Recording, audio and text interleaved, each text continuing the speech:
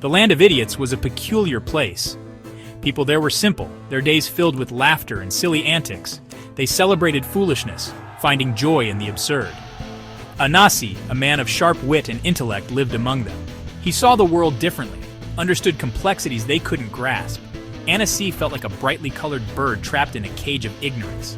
He tried to share his knowledge, to enlighten his people, but his wisdom was met with blank stares and shrugs. They didn't understand him, even ridiculed him for being different. His advice, meant to guide and improve, was dismissed as nonsense. Anase, the smartest man in the Land of Idiots, was treated as the fool. Loneliness crept into Anase's heart. He yearned for meaningful conversations, for someone who could appreciate his intellect. He dreamed of a place where wisdom was valued, where his mind would be celebrated, not mocked. The Land of Idiots, with its carefree ignorance, felt like a suffocating cage for his soaring spirit. One day, Anase decided he couldn't bear it any longer.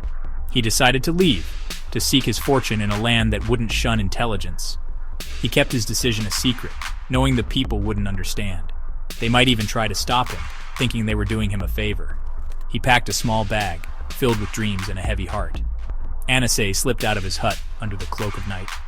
The moon, his only companion, cast long, dancing shadows as he walked away from the Land of Idiots. He didn't look back, afraid the sight of the familiar, albeit unappreciative faces might weaken his resolve. He ventured into the unknown, carrying the hope of finding a place where his mind would be his greatest asset, not a burden. The journey was long and arduous. Anase crossed gushing rivers and climbed treacherous mountains. He encountered wild beasts and weary travelers, sharing stories and meals under the vast, star-studded sky. Each day brought him closer to the border of the neighboring kingdom, a land rumored to be ruled by a wise and just queen. Finally, Anase reached the shimmering gates of the new kingdom. The guards, unlike the carefree fools of his homeland, were stern and alert. They questioned him thoroughly, testing his knowledge and wit. Anase, with his sharp mind, answered their every query with ease and eloquence. The guards, impressed by his intellect, allowed him entry into the kingdom.